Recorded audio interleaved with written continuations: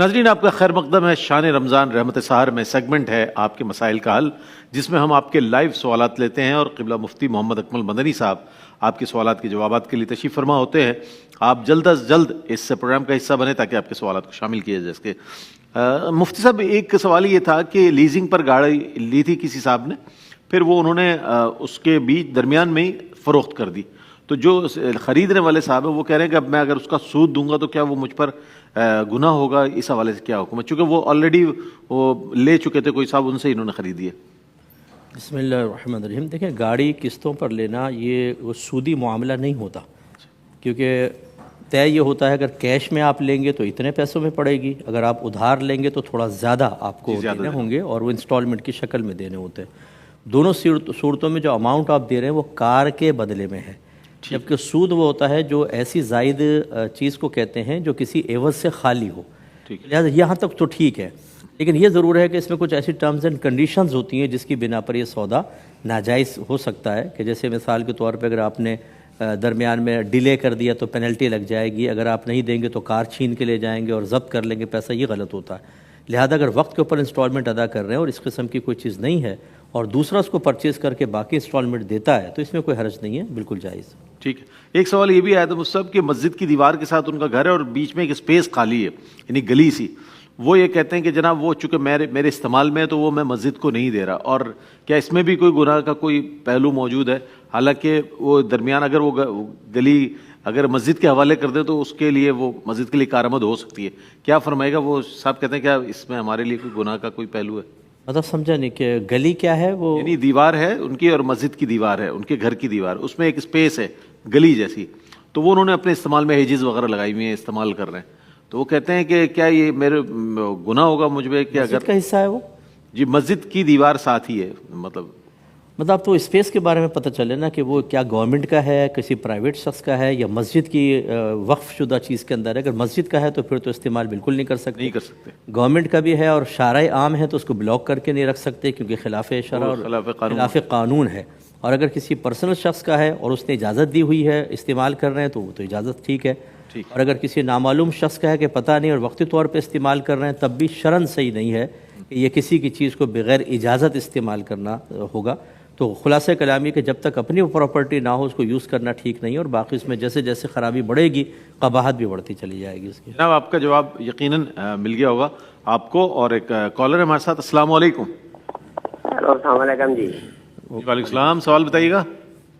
جی میں قصور سے بول رہا ہوں، میں نے نا مفتی صاحب سے بات کرنی ہے، مفتی اکمل صاحب سے، یہ میرے استاد محترم بھی ہیں، میں بہت عزت کرتا ہوں، بہت دیر سے میں ان کے پروگرام دیکھ رہا ہوں۔ جی آپ فرمائیں، سوال کیجیے جلدی سے۔ جی میرا سوال یہ ہے کہ کسی بچے نے ایک عورت کا دودھ پیا اور کتنی مقدار میں پیا ہو تو حرمت ماں بیٹے کی جاری ہوگی؟ ٹھیک ہے، یہ دو کویشچن، ایک پہلے آفر آیا تھا کہ کسی کے پاس 5.5 تولہ سونا ہے اور 1 لاکھ روپے کیش ہے، تو اب یہ اس پہ زکوٰۃ کا نصاب جو ہے وہ سونے کے حساب سے دیکھیں گے یا چاندی کے حساب سے دیکھیں گے؟ دیکھیں جب صرف سونا ہو تو سونے کے حساب سے دیکھتے ہیں، چاندی ہو تو چاندی کے حساب سے، 7.5 تولہ 52.5 تولہ۔ جب دو قسم کے مال مل جاتے ہیں تو پھر کم والے کو دیکھتے ہیں، یعنی 52.5 تولہ چاندی کے برابر دیکھیں گے، تو اب یہ 52.5 تولہ چاندی کے برابر بن ہی جائے گا کیونکہ 5.5 تولہ سونا ہے اور 1 لاکھ کیش ہے، تو 52.5 تولہ چاندی کی قیمت اگر پہنچ گیا تو زکوٰۃ بنے گی۔ اور دیکھیں فقہ حنفی کے اندر ماں کے دودھ کی مقدار کا کوئی تعین نہیں ہے، ایک قطرہ بھی اگر بچے کے معدے میں اترنا یقینی طور پہ ثابت ہو گیا تو حرمت رضاعت ثابت ہو جائے گی، اگرچہ بعض حدیثوں میں 5 دفعہ پینے کے بارے میں ہے، لیکن اگر اس کی صحیح علت دیکھی جائے تو اصل میں ماں کے دودھ ایک جز ہوتا ہے، اور وہ جب بچے کے جسم کے ساتھ شامل ہوتا ہے تو ہم اس کو کہتے ہیں جزئیت اور بعدیت کا تعلق قائم ہو گیا، اور وہ 5 کے ساتھ مقید نہیں ہو، تو ایک قطرہ بھی اندر پہنچے گا تو جزئیت اور بعدیت کا تعلق قائم ہوگا اور حرمت رضاعت ثابت ہو جائے گی۔ ٹھیک ہے، ٹھیک ہے۔ ایک اور کالر ہے۔ السلام علیکم۔ وعلیکم السلام۔ جی جناب سوال بتائیے۔ میرا مفتی صاحب سے سوال ہے کہ یہ جو ہم موبائلوں میں قرآن پاک جو ایپ ڈاؤن لوڈ کرتے ہیں، تلاوت کرتے ہیں، کیا اس کی تلاوت میں یا جو اوریجنل قرآن پاک ہے اس کی تلاوت کے ثواب میں کوئی فرق تو نہیں ہے؟ ٹھیک ہے جناب، شامل کرتے ہیں آپ کے سوال کو۔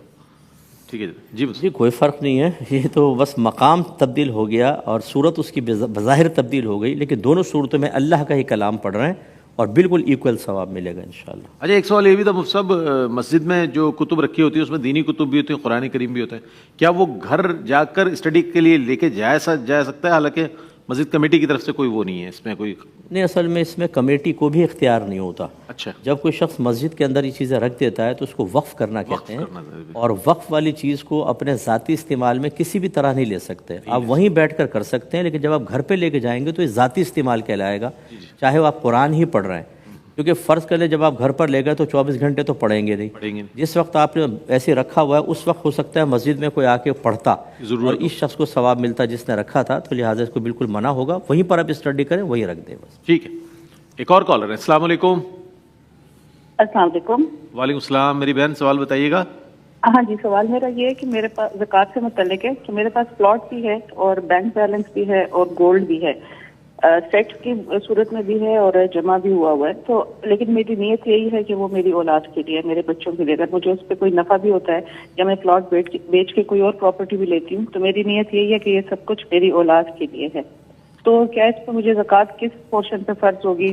پلاٹ والے پہ ہوگی یا جو بینک بیلنس ہے یا جو گولڈ پڑا ہے اس کے کون سے کتنا میں زکوٰۃ کیسے ادا کروں گی؟ اور دوسرا سوال میرا یہ ہے میوچل فنڈز کے متعلق ہے، جیسے کہ اسلامک بینکس آفر کرتے ہیں میوچل فنڈز، تو کیا ان کا جو پروفٹ ملتا ہے وہ لینا جائز ہے؟ ٹھیک ہے، مزید کالرز ہیں ہمارے ساتھ۔ السلام علیکم۔ میرا سوال ہے جناب السلام علیکم۔ السلام علیکم۔ میرا خیال ہے ڈراپ ہو گئی کال۔ جی صاحب جواب کی طرف آ جاتے ہیں۔ دیکھیے بہن نے پلاٹ کس نیت کے ساتھ لیا یہ دیکھا جائے گا، اگر وہ بیچنے کی نیت سے لیا جیسے ظاہر ہو رہا ہے کہ بچوں کے لیے آگے، تو وہ مال تجارت ہے۔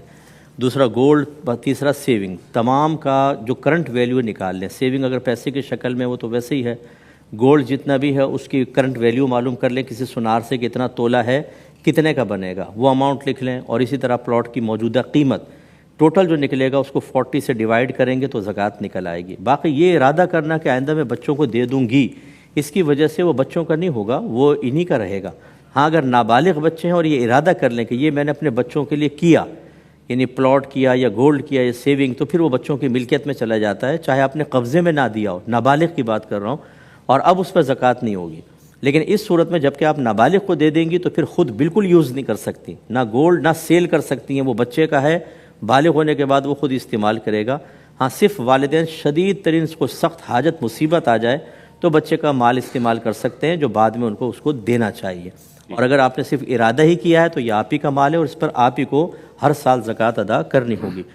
اور دوسرا میوچل فنڈ جو اسلامک بینک انٹروڈیوس کرواتا ہے تو آپ اس میں بالکل کر سکتے ہیں، کیونکہ اس کے پیچھے ایک شرعی ایڈوائزر موجود ہوتے ہیں، تو اب قرآن نے یہی ہمیں ایک کنڈیشن لگائی تھی کہ فَاسْأَلُوا أَهْلَ الذِّكْرِ إِن كُنتُمْ لَا تَعْلَمُونَ، اگر تم نہیں جانتے تو اہل علم سے کویسچن کرو، تو لہٰذا آپ ان عالم صاحب سے جو بھی وہاں مفتی صاحب ہیں، اگر انہوں نے وہ پروڈکٹ تیار کر کے دی ہے، دیکھی ہے، تو بالکل آپ بلا جھجک اس میں انویسٹمنٹ کر سکتی ہیں۔ اچھا استاد ایک سوال یہ بھی آیا تھا کہ ظاہر اب یہ عمرے پر بہت لوگ رمضان المبارک میں جاتے ہیں تو کہتے ہیں احرام ہمیں بہت گھنٹوں تک باندھے رکھنا ہوتا ہے، تو ظاہر ہے یہاں سے ایئرپورٹ جائیں احرام باندھ کے، پھر وہاں پہ اگر ان کو حاجت ہو ضرورت ہو تو احرام کی صورت میں پھر یہ سب چیزوں کا کرنا ہے، تو اس میں کیا احتیاط ہونی چاہیے؟ اس حوالے سے میں چاہتا ہوں کچھ، اگر کوئی غلطی ہو جائے تو کیا سلسلہ ہے، مطلب احرام اوپر والا احرام کھول لیں یا کس طرح سے وہ وضو وغیرہ کریں یا اپنی حاجت ہو کر لیں؟ ہاں نہیں دیکھیں، اس میں احرام کھولنے سے کوئی فرق نہیں پڑتا، کیونکہ اگر آپ نے ابھی عمرہ نہیں کیا، مثال کے طور پہ آپ تھکے ہوئے ہیں، آپ نے جا کے سوچا غسل کر لیں اور دونوں چادریں اتار دی ہیں، تو یہ احرام سے باہر ہونا نہیں کہلاتا، ٹھیک ہے نا؟ وہ تو یہ ہوتا ہے کہ جب حلق یا قصر کرواتے ہیں تو پھر حالت احرام سے آپ باہر ہوتے ہیں، خالی چادریں اتارنے سے کچھ بھی نہیں ہوگا، واش روم میں بیٹھے ہیں یا وضو کر رہے ہیں، اوپر کی چادر اتار دی تو یہ آپ حالت احرام سے باہر نہیں آئے ہیں، اسی طرح پابندیاں قائم رکھیں۔ بلکہ اگر کوئی جرم بھی سرزد ہو جاتا ہے، مثال کے طور پہ حالت احرام میں آپ نے خوشبو استعمال کر لی تو وہ احرام سے تو باہر نہیں ہوئے نا، اس خوشبو کا ایک جرم ہے، اس کا کفارہ آپ کو دینا ہوگا، حالت احرام اب بھی باقی رہے گی۔ ٹھیک ہے، ٹھیک ہے، ہمارے ساتھ کالر ہیں۔ السلام علیکم۔ وعلیکم السلام سر۔ جی جناب، سوال بتائیے گا۔ وعلیکم السلام سر، میرا سوال یہ ہے کہ ہم گورنمنٹ کی جاب کرتے ہیں اور ہم جی ٹی وی کی اور آواز، اس میں سے ہم اپنی پے میں سے منتھلی کچھ اماؤنٹ گورنمنٹ کو جمع کراتے ہیں اور ہمیں سالانہ اس کے اوپر پرافٹ ملتا ہے، وہ فکس نہیں ہے، وہ کبھی کم ملتا ہے کبھی زیادہ ملتا ہے، पता ये करना था कि वो जो हमें प्रॉफिट मिल रहा है वो सूद में तो नहीं आता है। एक गुजारिश ये कि आप लोग टेलीविजन सेट की आवाज बंद कर दिया करें ताकि हमें आपका सवाल सुनाई दे। एक और कॉलर है। अस्सलाम वालेकुम। अस्सलाम वालेकुम। जी जनाब। जी, ये जो गवर्नमेंट इसमें 3 सूरतें होती हैं। देखें, एक सूरत तो ये है कि आपको बाकायदा ऑफ़र दी जाए कि आप अपनी सैलरी में से कुछ डिडक्ट करवाएं, हम इसको बिज़नेस में लगाएंगे, जैसे मुदारबत कहते हैं, और उसका प्रॉफिट आपको मिलेगा। अगर ऐसा है तो बिल्कुल तय्यब हलाल है, वो प्रॉफिट आप ले सकते हैं। दूसरा ये कि आप राज़ी नहीं हैं, ज़बरदस्ती आपकी डिडक्शन करते हैं और उसमें कुछ प्रॉफिट मिलाकर आपको देते हैं, ये भी आपके लिए तय्यब हलाल है कि जो गवर्नमेंट आपसे ज़बरदस्ती ले रही है, गोया कि गसब है। और गासिब जब चीज़ को वापस करे, छीन लेने वाले को गासिब कहते हैं, जब वो वापस करे और अपने पास से कुछ ज़्यादा दे दे तो ले सकते हैं, उसको तय्यब हलाल होता है। तीसरी सूरत ये है कि आपको आपकी रज़ामंदी से पूछा कि भी आपने जमा करानी है कुछ सैलरी में से हिस्सा, और कोई तिजारती मुआहदा नहीं है, आपने कहा यस, और अब उसके ऊपर जो मिल रहा है वो खालिसतन सूद है, वो आप बिल्कुल नहीं ले सकते। इस तरह का मुआहदा हरगिज़ नहीं करना चाहिए। ठीक, कॉलर को शामिल करते हैं। अस्सलाम वालेकुम। वालेकुम अस्सलाम। जनाब सवाल बताइएगा। सर सवाल ये है कि जब शहरी की अजान होती है उस दौरान में कुछ खा सकते हैं, और दूसरा सवाल ये है कि जो माँ बाप को इनके कुरान बख्शवा सकते हैं जो इस महीने में पढ़ा जाता है। ठीक है जनाब, शामिल करते हैं। एक और कॉलर है हमारे साथ। अस्सलाम वालेकुम। वालेकुम अस्सलाम। जी मेरी बहन, सवाल बताइएगा। किसी खातून ने बताया है कि अगर इमाम महरम होगा मस्जिद में, अगर कोई महरम इमाम है या घर में, तो औरतों की नमाज जब भी होगी, वरना उनकी नमाज ज़ाया हो जाएगी, चाहे जुम्मे की हो या ईदेन की हो। और दूसरा ये बताया उन्होंने कि वॉशरूम के अंदर अगर मर्द जेंट्स चप्पल रखी है तो लेडीज चप्पल भी रखेंगे, अगर लेडीज जो हैं जेंट्स चप्पल पहन के अंदर गई तो गुनाहगार होंगी। ठीक है, शामिल करते हैं। बहुत शुक्रिया। जी साहब। जी, अज़ान के दौरान खाना पीना बिल्कुल मना है, ये शुभ का बहुत अरसे से बता रहे हैं। गलत फहमी ये है कि नबी करीम हदीस से दूर हो जाएगी इंशाल्लाह। नबी करीम सल्लल्लाहु अलैहि वसल्लम ने इरशाद फरमाया कि जब बिलाल अज़ान दें तो तुम खाते पीते रहो, और जब अब्दुल्ला बिन उम्मे मखतूम अज़ान दें तो तुम खाना पीना छोड़ दो, क्योंकि वो फजर के तुलू होने पर ही अज़ान देते हैं। गोया कि सरकार के ज़माने में 2 अज़ानें थीं, एक तहज्जुद की जो हज़रत बिलाल देते थे, वो रात में होती थी, उसके दरमियान खाना पीना सही था, और जो फजर की अज़ान होती है उसमें सरकार ने मना फरमा दिया। आसान सी बात है कि फजर की अज़ान सहरी बंद होने के बाद दी जाएगी, गोया कि रोज़ा शुरू होने के बाद दी जाएगी। आप अज़ान के बीच में खाएंगे तो गोया कि रोज़ा शुरू होने के बाद खाया, और जो रोज़ा शुरू होने के बाद खाएगा उसने रोज़ा तोड़ दिया। तो ये कोई बहुत कोई इसमें डीपली कोई मतलब ये कि कोई लॉजिक वो केमिस्ट्री नहीं है, बिल्कुल सीधी सीधी बात है। लेकिन हम लोग खाने पीने के चक्कर में रहते हैं, और कुछ ऐसे मौलवी आकर बैठ गए मीडिया के ऊपर, दीन से मामूली सा हिस्सा हासिल किया हुआ और लोगों को खामखा गलत फहमी में मुब्तला करते हैं। याद रखें तमाम लोग, पहले भी हमने अर्ज़ किया कि सिंपल मेजॉरिटी जिस तरफ है हक़ उसी तरफ होगा। नबी करीम ने फरमाया कि ला तज्तमिउ उम्मती अला ज़लाला, मेरी उम्मत कभी गुमराही पर जमा नहीं होगी। इत्तबिउ सवादल आज़म मन शज़्ज़ शुज़्ज़ फ़िन्नार, बड़ी जमात की पैरवी करो जो इससे अलहदा हुआ जहन्नम में अलहदा किया जाएगा। ये माइनॉरिटी के कुछ लोग होते हैं जो आके मेजॉरिटी को चैलेंज कर रहे होते हैं, और हमारी आवाम कहती है कि शायद यही सही होंगे क्योंकि नई चीज़ लेकर आते हैं। ऐसे लोगों का रद्द करना वाजिब है। इन लोगों को बरोज़ क़यामत हिसाब व किताब बहुत सख्त देना होगा। दूसरा, कुरान पाक पढ़ के बिल्कुल माँ बाप को बख्शवा सकते हैं, इसमें कोई हर्ज नहीं है। और जो एक खातून ने बात कही बिल्कुल गलत कही। नबी करीम सल्लल्लाहु अलैहि वसल्लम इमामत फरमाते थे, पीछे सहाबियात नमाज़ पढ़ती थी। नबी करीम कौन से उनके लिए महरम थे? तो अगर नामहरम यानी महरम खड़ा होगा तो औरतों की नमाज़ों की वरना नहीं, बिल्कुल गलत कहा। इस तरह के गलत मसाइल बयान करने वाली खातून को दर्स वगैरह की इजाज़त नहीं होती है। बाकी वॉशरूम वगैरह के अंदर मर्दाना चप्पल पहनने के अंदर कोई हर्ज नहीं है। ये जो नबी करीम ने इरशाद फरमाया कि जो मर्द औरतों की मुशाबहत इख्तियार करे या जो औरत मर्दों की मुशाबहत इख्तियार करे उन पर अल्लाह की लानत है। लेकिन हमारे घर में उर्फ जारी है, एक ही किस्म की जूती रखी होती है और सब लोग इसको इस्तेमाल कर रहे होते हैं, और कोई भी उस औरत को उस वक्त देखकर उसको ये नहीं कहता कि इसने मर्दाना मुशाबहत इख्तियार की है या मर्द नज़र आ रही है। इस तरह के छोटे छोटे मसाइल में जिनमें उमूम बलवा होता है उनमें सख्ती पैदा करना या तक़वे का इजहार करना, ये कौम को आजमाइश में मुब्तला करना है, और इस किस्म की बातें बिल्कुल ठीक नहीं होती हैं। बिल्कुल औरत घर की जूती इस्तेमाल, और एक ही होती है जूती उमूमी तौर पर, कि एक ही जूती रखी होती है, तो एक ही होती है, वो सब इस्तेमाल कर रहे होते हैं। और आजकल तो माहौल बदल गया। हम कहते हैं जैसे बच्चियाँ बाहर स्कूल कॉलेज जा रही हैं, अब इसका मतलब उन्हें ज़नाना जूता ही पहनना चाहिए। बसों में चढ़ रही हैं, चिंची में चढ़ रही हैं, कभी सैंडल निकल जाए, कभी हुक टूट जाए उनका, बेचारी इतनी शूज आजमाइश इस्तेमाल में करते हैं लड़कों वाले। वो मर्दाना जूता जॉगर्स वगैरह पहनती हैं ताकि पाँव कुचले नहीं, आरामदेह होता है वो, और उतरने चढ़ने में आसानी रहती है। इस तरह की चीज़ों में सख्तियाँ करके कौम को आजमाइश में मुब्तला नहीं करना चाहिए। उलमा का काम है, उलमा को छोड़ दें, ये आम लोग इस पर तबाज़माई ना करें तो बेहतर है। बहुत अच्छी बात। अच्छा, कॉलर है हमारे साथ। अस्सलाम वालेकुम। वालेकुम अस्सलाम रहमतुल्लाह। जी जनाब। मेरे दो सवाल है। एक सवाल तो ये कि क्या ज़कात के पैसों से अस्पताल में मरीजों के लिए दवाइयाँ खरीदी जा सकती हैं? ठीक है। और इसमें बिलखसूस मसला वही तमलीक का है कि मरीज को उसका मालिक कैसे बनाएंगे? ज़कात में तमलीक जरूरी है। दूसरा सवाल। और दूसरा सवाल ये था कि कुरान करीम की एक पूरी आयत के बजाय उसका कुछ हिस्सा क्या लिखा जा सकता है किसी कागज पे, जैसे सवाल जवाब की सूरत में होता है कि इतने हिस्से का तर्जुमा कर लें? ठीक है जनाब, शामिल करते हैं। बहुत शुक्रिया। जी मुसा। जी देखें, अस्पताल दो तरह के होते हैं। बाज़ इंतज़ामिया तो इन किस्म के तमाम मसाइल को जानती है, या कम से कम उलमा से उनके कांटेक्ट होते हैं कि कोई इस किस्म का मसला है तो फौरी तौर पे शरई रहनुमाई ले लेते हैं। अगर ऐसा है तो बिला झिझक आप दे सकते हैं, इंशाअल्लाह वो सही जगह इस्तेमाल करेंगे।